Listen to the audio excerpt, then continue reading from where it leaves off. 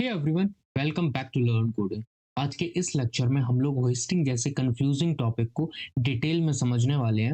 Hosting कैसे काम करती है हमारे जावा स्क्रिप्ट के अंदर। तो आज हम लोग इस लेक्चर में होस्टिंग को डेप्थ में कवर करेंगे, ठीक है। तो सबसे पहले क्या करते हैं, इस लेक्चर के फोल्डर को क्रिएट करते हैं। ये हमारा लेक्चर 32 है, लेक्चर 32, एंड इसका नाम रखते हैं होस्टिंग। और एज यूजुअल हम लोग क्या करते हैं, क्रिएट करते हैं अपनी फाइल्स को इसके अंदर। सबसे पहले index.html एंड सेकंड फाइल हम लोग क्रिएट करेंगे अपनी जावा स्क्रिप्ट की। तो क्रिएट करते हैं script.js और इनको यहाँ से रिमूव करते हैं। जो हमारा प्रीवियस लेक्चर था जेसन, अगर आप लोगों ने वो लेक्चर नहीं देखा तो पहले देखिए जाके, क्या होता है जावा स्क्रिप्ट ऑब्जेक्ट नोटेशन, इसका यूज क्या होता है और इसका सिंटेक्स कैसा होता है, वो सब। और इनको रिमूव करते हैं यहाँ से। सबसे पहले index.html फाइल पे हम लोग बॉयलर प्लेट क्रिएट करते हैं और टाइटल में यहाँ पे नाम दे देंगे होस्टिंग। अब हमें होस्टिंग पढ़ना है और बॉडी टैग के अंदर हम लोग क्या करेंगे, जावा स्क्रिप्ट की फाइल को इंटीग्रेट करेंगे जो हमने फाइल क्रिएट की, script.source, एंड सोर्स में अपनी फाइल का नाम।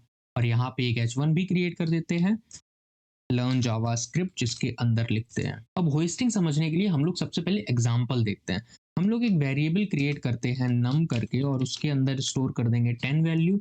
सेकंड, एक फंक्शन क्रिएट करते हैं, हमारा नॉर्मल फंक्शन जैसा होता है, और इस फंक्शन में मैं सिंपल प्रिंट कराऊंगा या कंसोल कराऊंगा लर्न जावा स्क्रिप्ट।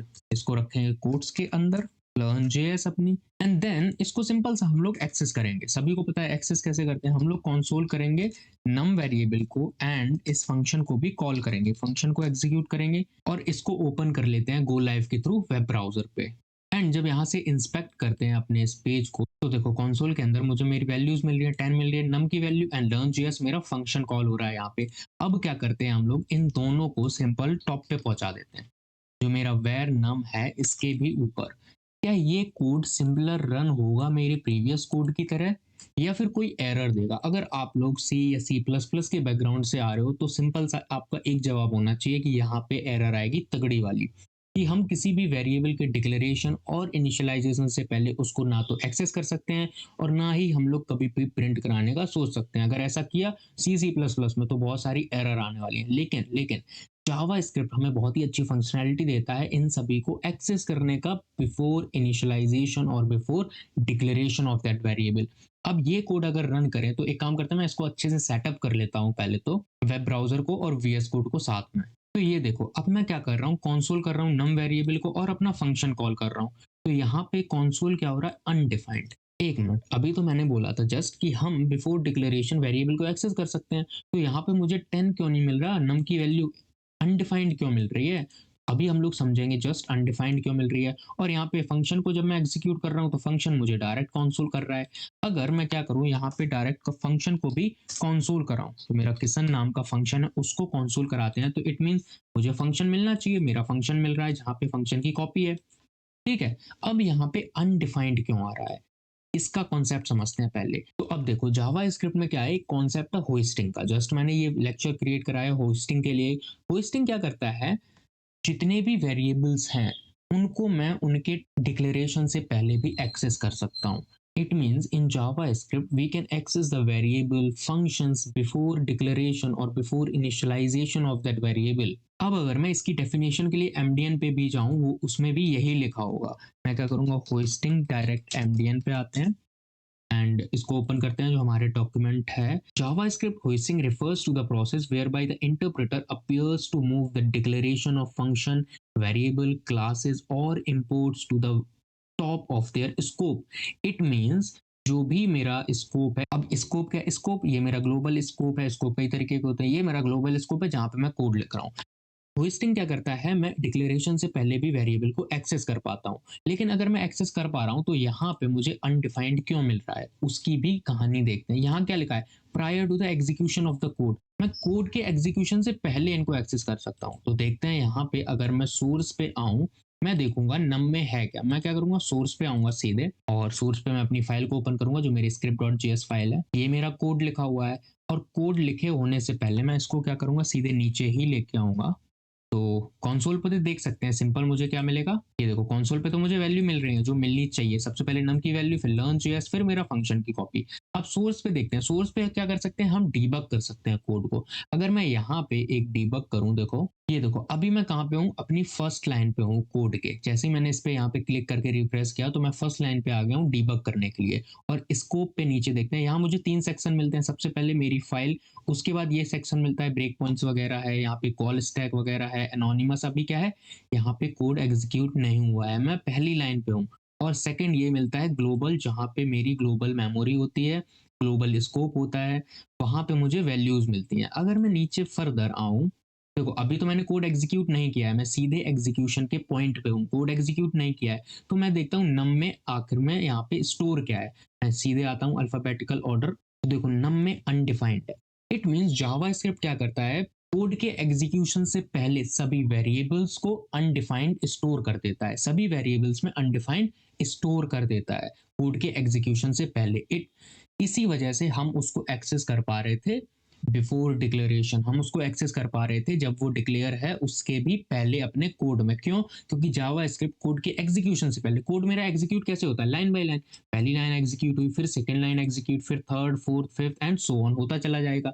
लेकिन जावा स्क्रिप्ट क्या करता है, एग्जीक्यूशन से भी पहले सभी वेरिएबल्स में अनडिफाइंड स्टोर करके रख देता है और फंक्शन में एज इट इज उनकी कॉपी रख देता है। अगर मैं फंक्शन पे जाऊं, किसन अल्फाबेट जो है मेरा, देखो मैं आता हूं ऊपर एंड देखो किसन में क्या है, मेरा फंक्शन स्टोर है।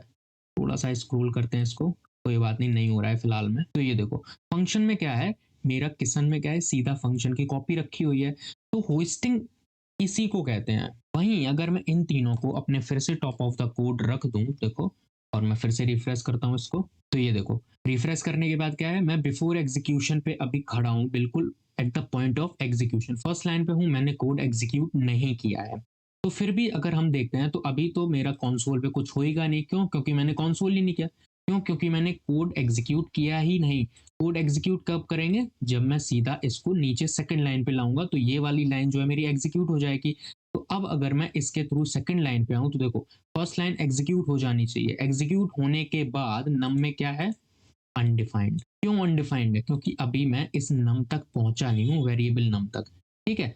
अगर मैं यहाँ ग्लोबल स्कोप में देखूं तो मेरा नम में क्या स्टोर होगा, देखो सीधा अनडिफाइंड स्टोर है। इट मीन जावास्क्रिप्ट क्या करता है, हमेशा वेरिएबल में बिफोर एग्जीक्यूशन अनडिफाइंड स्टोर करके रख देता है और फंक्शन में उनकी एज इट इज कॉपी रख देता है। यही मेरी होस्टिंग है। होस्टिंग इसी वजह से जावास्क्रिप्ट में पॉसिबल है। अदर लैंग्वेजेस में ना ही बिफोर एग्जीक्यूशन कुछ होता है, उनमें ना ही कुछ ऐसा फंक्शनैलिटी है। जावास्क्रिप्ट में है, इस वजह से हम लोग होस्टिंग का यूज कर पाते हैं। इसलिए हम वेरिएबल को एक्सेस कर पाते हैं उसके बिफोर इनिशियलाइजेशन और डिक्लेरेशन के। सेम ऐसा ही फंक्शन में कॉन्सेप्ट है। समझ में आया ये कॉन्सेप्ट? थोड़ा ध्यान से समझना है। Most of the people confuse रहते हैं इस कॉन्सेप्ट में कि होस्टिंग है क्या। वो क्या करते हैं, सिर्फ इतना रट लेते हैं, होस्टिंग क्या है कि वेरिएबल को at the top of declaration हम एक्सेस कर सकते हैं। नहीं, थोड़ा सा तो डेप्थ में आओ भाई, जावा स्क्रिप्ट को फील करो, तभी तो समझ में आएगी जावा स्क्रिप्ट। तो अब अगर मैं सेकंड लाइन पे फिर से आऊं, किसन को मैं एग्जीक्यूट कर दूं, तो कंसोल पे देखो क्या मिल रहा है मुझे, मुझे मेरा लर्न जेएस फंक्शन ये वाला कंसोल हो रहा है। सेकंड अगर मैं इसको प्रिंट कराऊंगा तो मेरी कंसोल में वैल्यू फंक्शन की मिल जाएगी एज इट इज कॉपी। और वहीं पे अगर मैं क्या करूं, इस वेरिएबल को हटा ही दूं सीधा और दोबारा सोर्स पे आते हैं और इसको रिफ्रेश करते हैं, तो देखो अब फंक्शन मेरा है नहीं। जब मैं इसको दोबारा से एग्जीक्यूट करता हूँ, सेकंड लाइन पे आते हैं, फर्स्ट लाइन सेकंड, कंसोल पे क्या आ रहा है देखते हैं, not defined, num is not defined. अभी दे रहा था अनडिफाइंड और नॉट डिफाइंड। अब ये दो कॉन्सेप्ट हैं, इनको मैं पहले भी इलेबोरेट कर चुका हूँ अपने वीडियोस में, फिर से इसको अच्छे से समझ लेते हैं। नॉट डिफाइंड का मतलब है कि वो वेरिएबल मेरे कोड में है ही नहीं, समझ में आया? और अनडिफाइंड का मतलब है वेरिएबल तो नम एग्जिस्ट करता है लेकिन उसकी कोई वैल्यू नहीं है। समझ में आया? नॉट डिफाइंड और अनडिफाइंड में क्या अंतर है? अनडिफाइंड इट मींस वेरिएबल तो मेरा एग्जिस्ट करता है कोड के अंदर लेकिन उसके पास कोई वैल्यू नहीं है, इनिशियलाइजेशन नहीं हुआ उसका। सेकंड, नॉट डिफाइंड का मतलब है कि वो वेरिएबल एग्जिस्ट करता ही नहीं मेरे कोड में। अगर मैं वेर को या नम को कमेंट कर दूं तो इट मींस वो नम वेरिएबल है ही नहीं मेरे कोड में, इसी वजह से नम इज नॉट डिफाइंड।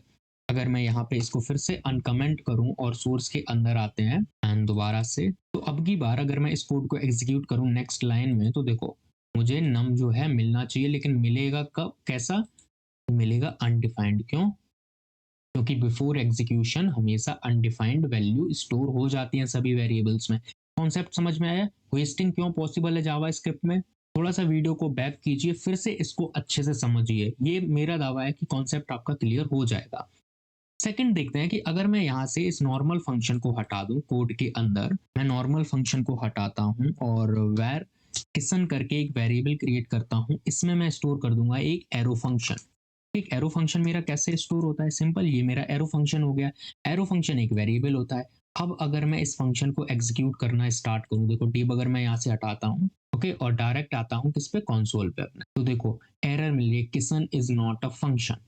किसन यहाँ पे फंक्शन नहीं है कोई, और वो एरर आ रही है इस लाइन पे। अगर मैं इसको यहाँ से हटा दूं तो देखो, दोबारा से रिफ्रेश करते हैं तो यहाँ पे मिल रहा है अनडिफाइंड, फिर से मिल रहा है अनडिफाइंड। ये अनडिफाइंड पहली वैल्यू नम की है, क्योंकि मैं पहले एग्जीक्यूट कर रहा हूँ, इसको पहले एक्सेस कर रहा हूँ, तो अनडिफाइंड आनी है, बिल्कुल आनी है। सेकंड अनडिफाइंड है इस किसन की।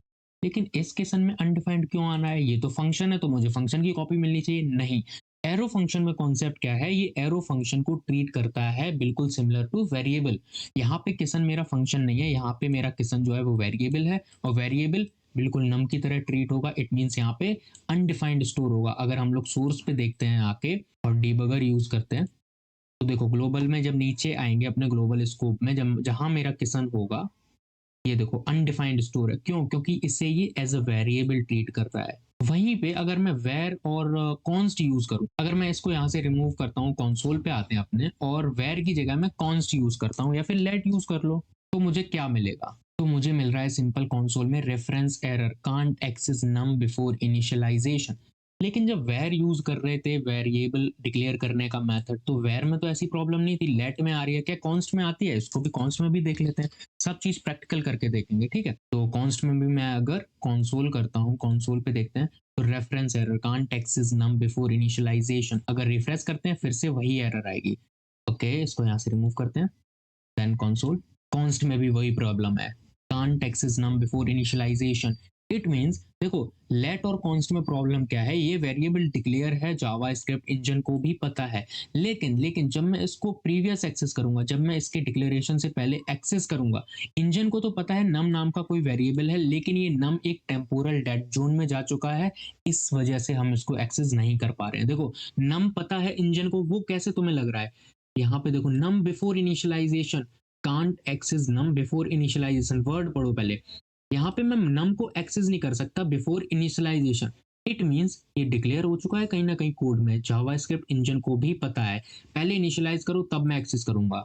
अगर मैं नम को नीचे इसके एक्सेस करता हूं, तो देखो मिलनी चाहिए मुझे वैल्यू, अनडिफाइंड मिल रही है। इसको कमेंट आउट करते हैं, इस वजह से अनडिफाइंड मिल रही है वो फंक्शन की। अब अगर कंसोल पे देखते हैं तो देखो 10 मिल रही है मुझे वैल्यू नम की, बिल्कुल मिल रही है। वो तो सिंपल सा है, मिलना ही मिलना है मुझे।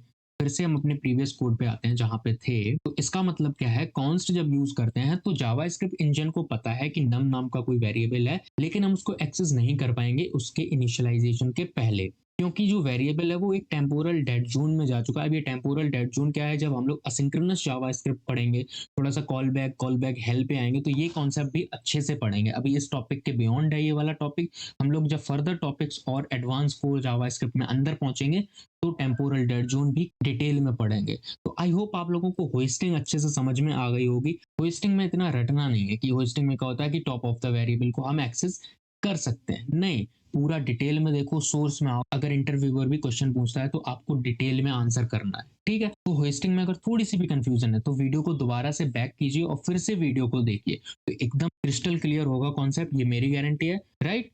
तो आई होप आप लोगों को होस्टिंग का कॉन्सेप्ट जावास्क्रिप्ट में बहुत अच्छे से समझ में आया होगा।